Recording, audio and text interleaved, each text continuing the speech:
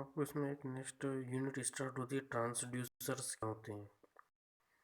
तो ट्रांसड्यूसर होते क्या हैं आपके, जनरली इसकी डेफिनेशन हम देखते हैं। ट्रांसड्यूसर वह उपकरण या डिवाइस होते हैं जो कि कन्वर्ट करते हैं, यानी कि परिवर्तित करते हैं एनर्जी के एक रूप को दूसरे रूप में।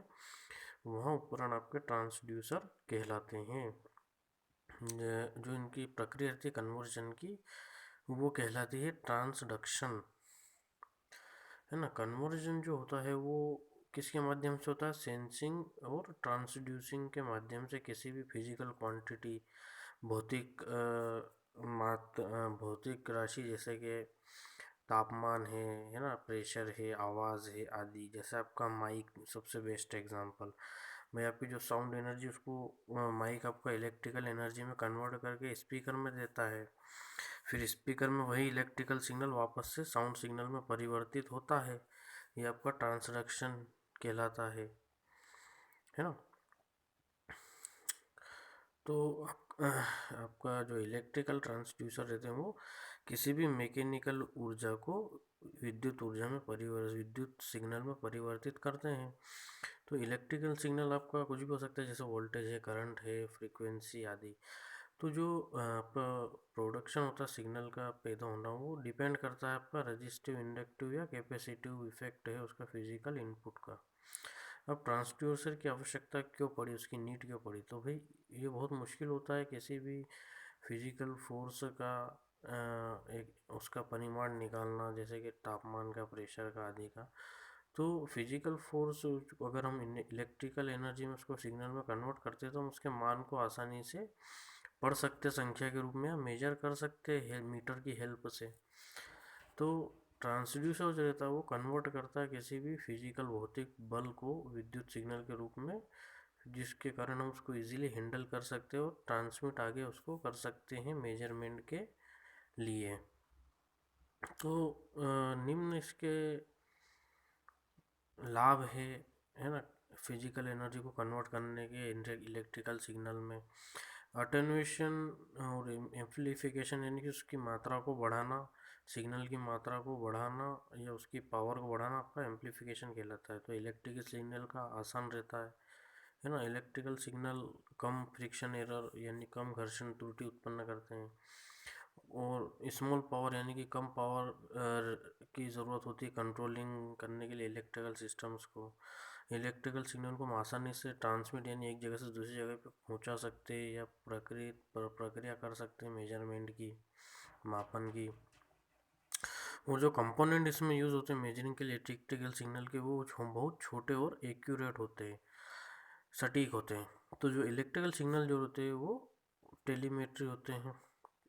अब इसके पार्ट्स क्या क्या होते हैं ट्रांसड्यूसर के, इसके दो मेन पार्ट्स होते हैं। सेंसिंग एलिमेंट, है ना, ट्रांसडक्शन एलिमेंट जो रहता है उसमें ट्रांसड्यूसर मेनी अदर पार्ट्स हो, जैसे amplifier, signal processing equipment, power supply, calibrating और रेफरेंसिंग सोर्सेज आदि।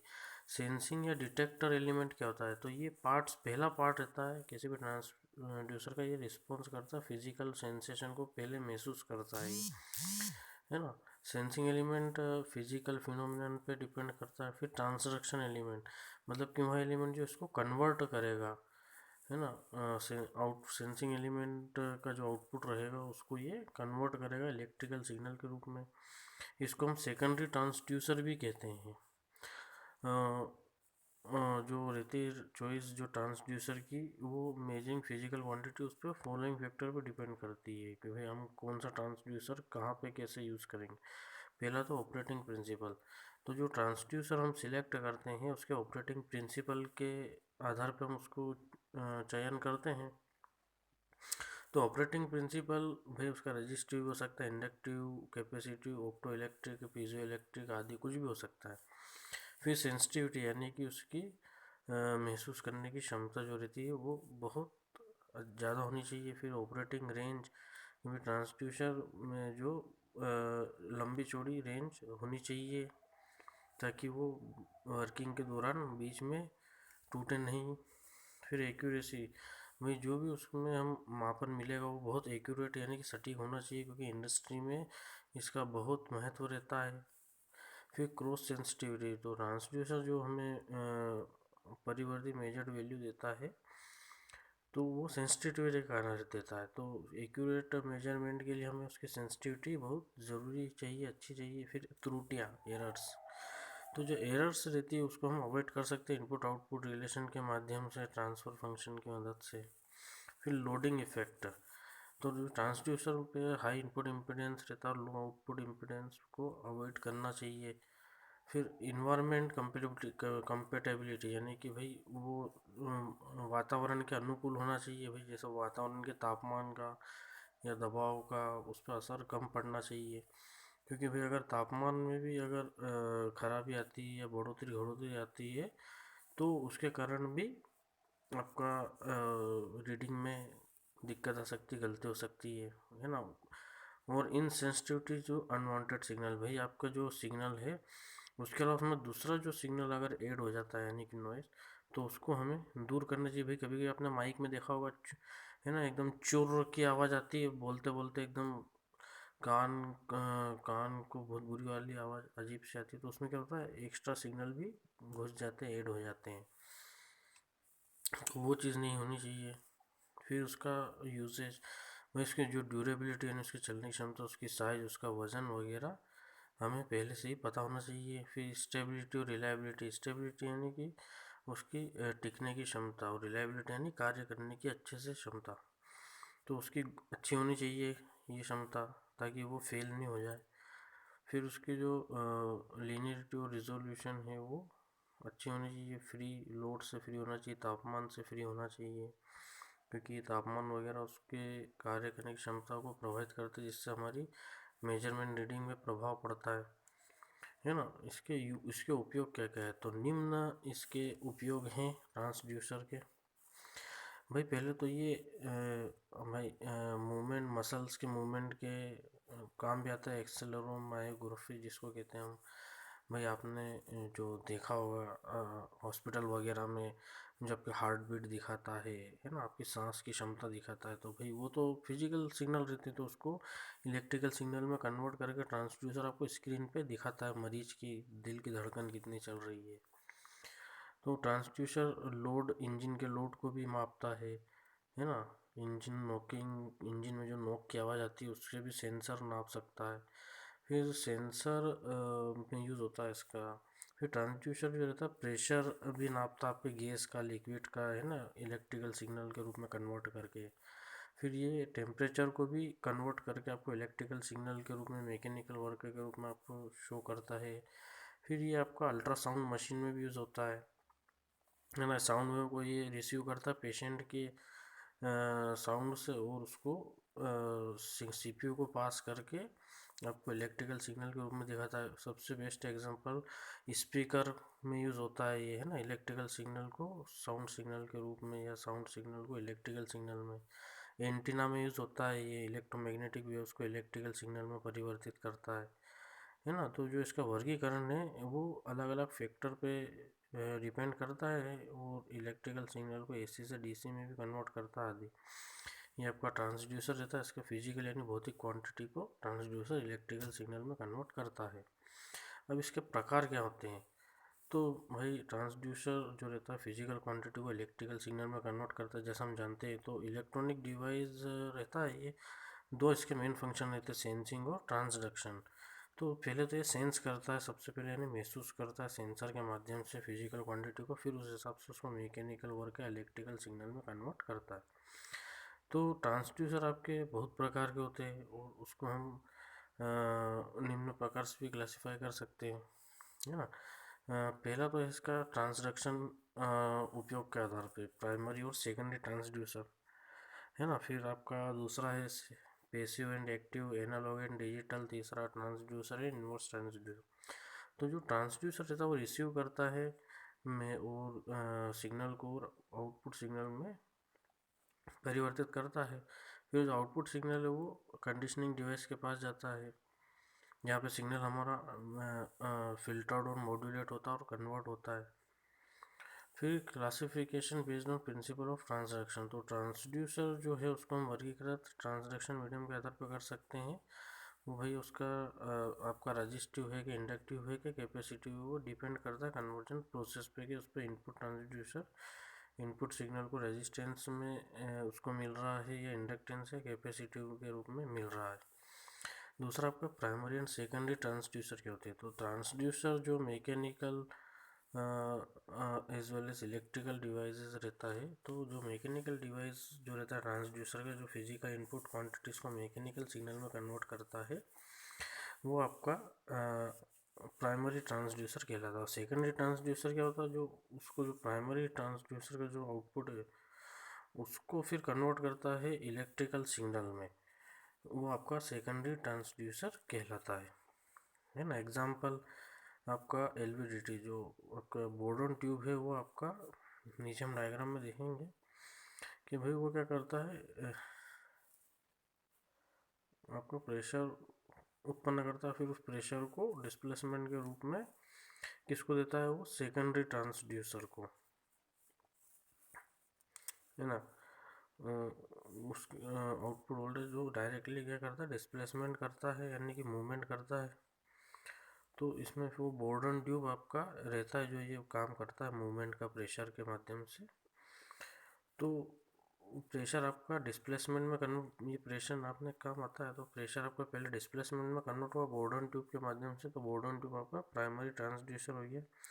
फिर वो जो डिस्प्लेसमेंट है वो आपका वोल्टेज के रूप में कन्वर्ट होता है सेकेंडरी ट्रांसड्यूसर के माध्यम से, ना। तो आपका एलवीडीटी आपका क्या हो गया, सेकेंडरी ट्रांसड्यूसर।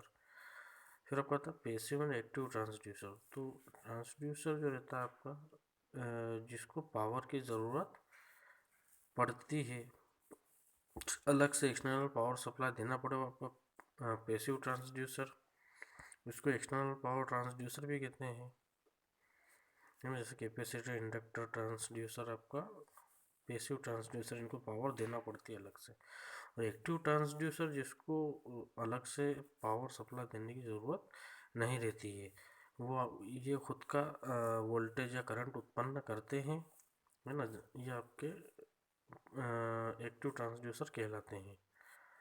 तो फिजिकल क्वांटिटी जैसे वेलोसिटी, तापमान, फोर्स, है ना, जो लाइट का प्रभाव, है ना, ये आपका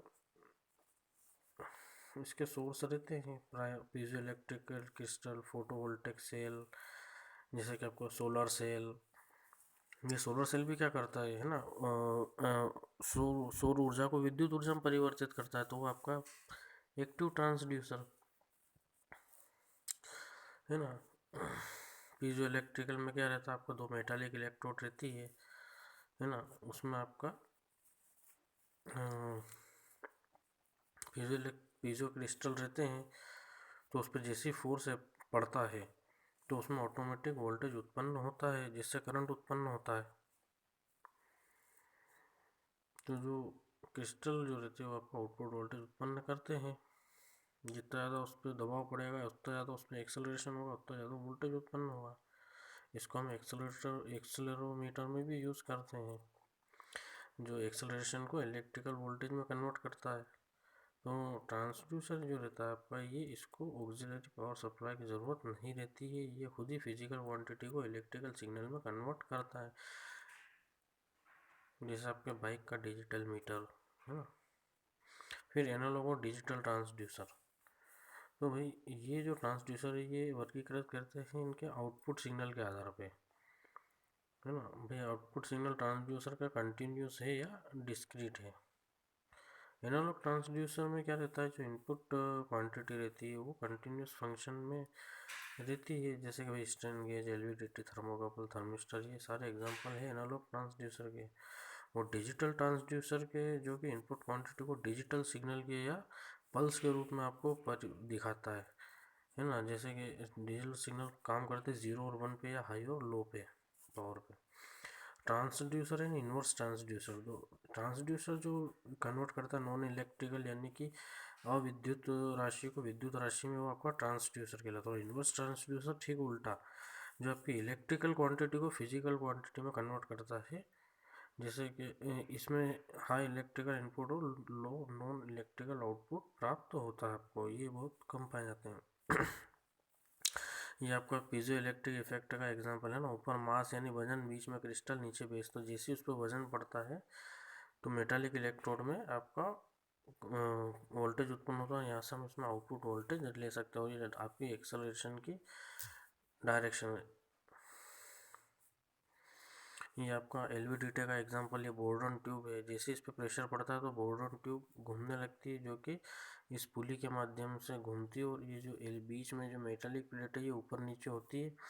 जैसे ये ऊपर नीचे होगी तो आपका जो दो कोयले लगी है इनके, जैसे कि हमने पढ़ा था पहले मोटर और जनरेटर में कि भाई किसी भी चुंबकीय क्षेत्र में कोयलों के बीच में हम किसी भी धातु को घुमाते हैं तो उन कोयलों में करंट उत्पन्न होगा, जिसके कारण से मीटर पे हमारा आउटपुट वोल्टेज शो होगा, है ना। तो भाई कितना डिस्प्लेसमेंट हुआ उस उतना ही आपका नाप करके बता देगा। ये प्राइमरी वाइंडिंग, इधर सेकेंडरी वाइंडिंग। ये कोड पुली मतलब जो आपकी घूमती है पुली, जैसे हमने कुएं वगैरह पे देखी है। इसको और यूट्यूब पे समझ लेना आपका एलवीडीटी के नाम से। या ट्रांसड्यूसर, इसके प्रकार भाई ट्रांस इसका वर्गीकरण, बेसिस ऑफ ट्रांसडक्शन में रेजिस्टिव, इंडक्टिव, कैपेसिटिव, फिर प्राइमरी, सेकेंडरी, फिर एक्टिव, पैसिव, फिर analog, digital transducer, inverse transducer. तो ये आपके अलग अलग प्रकार के ट्रांसड्यूसर रहते हैं।